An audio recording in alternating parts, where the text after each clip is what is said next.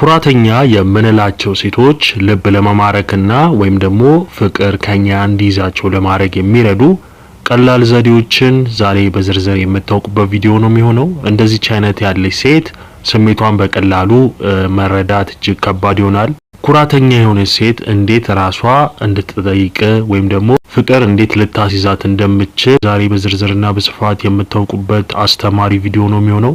እስከ መጨረሻው አብራችሁን ቆዩኝ። ለዚህ ቻናል አዲስ ይሆናችሁ ይህን ቻናል ሰብስክራይብ እያደረጋችሁ ከጎን ያለውን የደወል ምልክት በመጫን አስተማሪ ቪዲዮዎችን ማግኘት ትችላላችሁ። ወደ ዛሬ ቪዲዮ አልፋለሁ። መልካም ቆይታ። አንደኛ፣ ኩራተኛ የሆነች ሴት በቀላሉ ለመማረክ ወይም ደግሞ ራሷ አፍ አውጥታ እንድትጠይቅ ለማድረግ በራስ መተማመንን መጨመር ሰልፍ ኮንፊደንስ ይባላል። አጠቃላይ ራስን ማወቅ ነው። ኩራተኛ ወይም ደግሞ በራሷ የምትተማመን ሴት ከንቱ ውዳሴን ወይም ደግሞ ሽንገላን በቀላሉ ታውቃለች። ስለዚህ አጠቃላይ እውነተኛ በራስ መተማመን ሊኖር ይገባል። አቋም መያዝ፣ ራስም ሆነ ዓላማ፣ እምነትና የህይወት አቅጣጫ ሊኖር ይገባል። በሷ ፊት ብቻ ሳይሆን በሁሉም ነገር ራስን የምታስከብር የምታከብር መሆንህን ታስታውሳለች፣ ትረዳለች። አጠቃላይ ኩራተኛ ሴቶች ድክመት ያለባቸው ወይም ደግሞ በቀላሉ ሊወርቁለት የሚችሉት አይነት ወንድ ኩራተኛና በራስ መተማመን ያለው ወንድ ላይ ይወድቃሉ። አጠቃላይ የራሱ አቋም ያለው በራሱ የሚተማመን ግልጽ ወንድ ሲያዩ ቃሉን የሚያከብር ዛሬ የነበረውን ባህሪ ነገ የሚቀጥል ታማኝ የሆነ ወንድ ሲያዩ አጠቃላይ የጥርጣሬ መንፈሷ እጅግ በጣም እየቀነሰ ይሄዳል። በጊዜ ሂደት ደግሞ ወደ ፍቅር የመለወጥ እድሉ ሰፊ ነው። ስለዚህ ሰልፍ ኮንፊደንስ ቢኖርህ ሞር እንደዚህች አይነት ሴትን ወደ ራስ የማቅረብ እድል እጅግ ከፍተኛ ይሆናል። ሁለተኛ፣ ማራኪ የሆነ አክብሮት ጄኒን ሪስፔክት ይባላል። ድንበርን ማክበር ያስፈልጋል። ቦታዋን መስጠት እና ግላዊ ህይወቷን ማክበር እጅግ በጣም አስፈላጊ ነው። ጫና መፍጠር ወይም ደግሞ አዘውትሮ መደወል ወይም ደግሞ እንገናኝ ማለት ፈጽሞ የተከለከለ እንደሆነ ማወቅ ያስፈልጋል። ስለዚህ ድንበሯን ልታከብርላት ይገባል። ግላዊ ቦታዎቿን ወይም ደግሞ ፐርሰናል ስፔስ ይባላል። ይሄን ቦታዎቿን የምታከብር ከሆነ አጠቃላይ እቺ ሴት ወደ አንተ የመቅረብ እድሏ እጅግ ሰፊ ይሆናል። ሁኔታዎችን ቦታዎችን ሳይጋፋት እሷን ብቻ የሚቀርብና እሷ በፈለገችው መንገድ እሱ የሚቀርባት ከሆነ አጠቃላይ በአንተ ላይ እምነት ትጥላለች። በቀላሉ አንተም በእሷ ላይ እምነት የማግኘት እድል ሰፊ ነው። ስለዚህ ለእሷ ብቻ ሳይሆን ለአካባቢ፣ ለህዝብ፣ ለጓደኞች፣ ለቤተሰቦች ያለን አክብሮት በእሷ አይን ትልቅ ቦታ ይሰጠዋል ማለት ነው። የምታረግ ከሆነ እሷ ወደ አንተ የመሳብ እድሏ ከፍተኛ ይሆናል። ሶስተኛ፣ ፈታኝና ሳቢ መሆን ነው። አጠቃላይ ሁልጊዜ አለመገኘት። ሁሉም ወንዶች አጠቃላይ ድክመታቸው ሁልጊዜ ኑ በተባሉ ቁጥር የሚገኙ ይሆናሉ። ስለዚህ ይህን ነገርን ማስተካከል ይኖርባል። ሁሉም ወንዶች እንደሚከተሏት ሁሉ አንተም እሷን የምትከተል ከሆነ ትኩረት የመሳብ እድል እጅግ አናሳ ይሆናል። የራስ ስራዎችና ትርፍ ጊዜ ማሳለፊያ እንዳሉ ማሳየት ይኖርባል። እሷም ይሄንን ልትረዳና ከሷ ኋላ እንደማትከተል ልትረዳ ይገባል። አጠቃላይ በብልህነት ወዳጅ መስሎ መቅረብ ማለት ነው። ስለዚህ ቀልደኛ መሆን ጥሩ ነው፣ ነገር ግን በሰዓቱ ቁም ነገረኛ መሆንህም ማሳየት ይኖርባል። አስተዋይ መሆንና ለሷ ያለ ስሜትም እጅግ ጥሩ እንደሆነ ልታሳያት ይገባል። ከዚህ ጋር ተያይዞ ያቺ ሴት ኩራተኛ ከሆነች ካንተ ፍቅር የመያዝ እድሏ ሰፊ ይሆናል። አራተኛ፣ ጥሩ አድማጭ መሆን ነው። ጉድ ሊስኒንግ ስኪል ነው። ስለ ህይወት፣ ስለ እቅዶቿ፣ ስለ የሚያስጨንቋን ነገሮች አጠቃላይ ይህንን ነገር መረዳት ያስፈልጋል።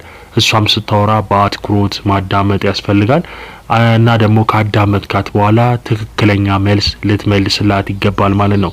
ስለዚህ ስታወራ ጠቃሚና አስተዋይ አስተያየቶችን መስጠት ብልህነትህን ያሳያል። ከላይ ከሚያወሩ ወንዶች ይልቅ ስለ ህይወት ጥልቀት ያለው እውቀት ያለው ትርጉም ያላቸው ጉዳዮች ላይ ይበልጥ የምታወራ የምትረዳ ከሆነ በጥሞና የምታዳምጣት ከሆነ እንደዚህ አይነት ወንድ ከሆንክ እሷ እጅግ በጣም የምትመርጥና ካንተ ጋር ለመቅረብ እጅግ የምትፈልግ እንደሆነ ማወቅ ያስፈልጋል። አምስተኛ፣ ትዕግስት ነው።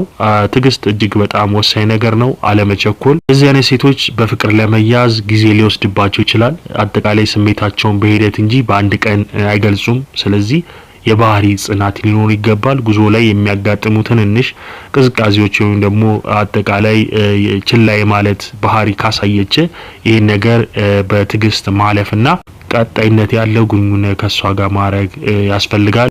ኩራተኛ ሴት በፍቅር ለመጣል ዋና መሳሪያ እሷን ለመለወጥ መሞከር ሳይሆን እሷን ማግኘት ላይ ያተኮረ ይሆናል ማለት ነው። የእሷን ሞር እንድታብብ እንድትፈካ ማድረግ ያስፈልጋል።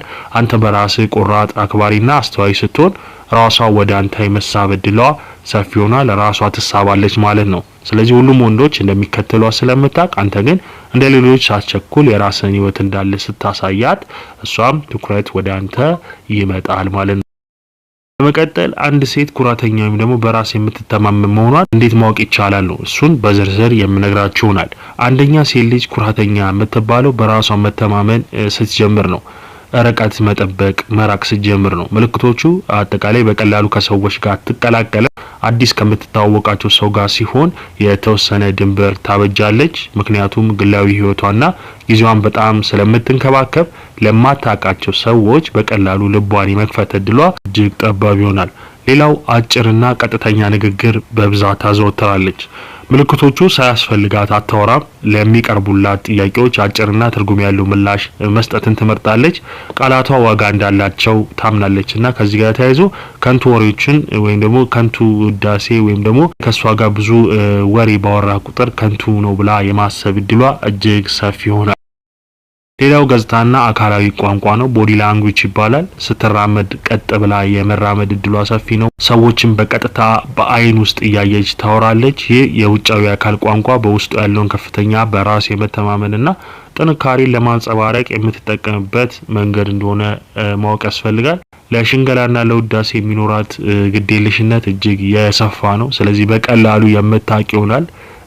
ሽንገላ ወይም ደግሞ አጉል የሆነ ውዳሴ እሷ ላይ የምትቸር ከሆነ እሷ በቀላሉ ይህን ስለምትረዳ አንተን የመናቅ የመጣጣል ወይም ደግሞ ትተህ የመሄድ እድሉ ከፍተኛ ነው። ስለዚህ ከንቱ ውዳሴን በቀላሉ አትቀበልም። ሲያመሰግኑ ብዙ አትደሰትም ወይም ደግሞ ደስተኛ ሆናም የመታየት እድሏ እጅግ አጭር። በሰዎች ውዳሴ ልቧን መስጠት አትፈልግም። ራሷን እውነተኛ ዋጋ በራሷ ታውቃለች ማለት ነው። እቺ አይነት ሴት እጅግ በጣም ከባድና ነገር ግን ካፈቀረች እጅግ በጣም ምርጥ እንደሆነች ማወቅ ያስፈልጋል። ሌላው ጠንካራ ውሳኔ ሰጪ ትሆናለች። ውሳኔዎቿ ላይ አጠቃላይ ውሳኔ ስታደርግ የሌሎችን ሀሳብ ልትሰማ ትችላለች። ነገር ግን የመጨረሻውን ቃል የምትወስነው በራሷ እምነት እንጂ በሌሎች ተጽዕኖ አይደለም ማለት ነው። ስለዚህ ተጽዕኖ ማንም ሊያሳድርባት እንደማይችልና ይህን ሀሳብ በራሷ መግለጽ እንደምትችል የራሷ ውሳኔ የራሷ መወሰን እንደምትችል ልታሳይ ወይም ደግሞ እንደዚች አይነት የሆነች ሴት ልትሆን የምትችልበት እድል ሰፊ ነው ማለት ነው። እንግዲህ ውድ ተመልካቾቼ ለዛሬ ይዤላችሁ የመጣሁት ትምህርታዊ ቪዲዮ ይሄንን ይመስላል። ኩራተኛ የምትሏቸው ሴቶችን ልብ ለመማረክ ወይም ደግሞ ፍቅር እንዲይዛቸው ለማድረግ የሚረዱ ስሜቷን በቀላሉ የምታውቅበትና የምትረዳበት አንተንም ሞር እንድትፈልግ የሚያደርጉ ዘዴዎችን በዝርዝር ነግሬያችኋለሁ።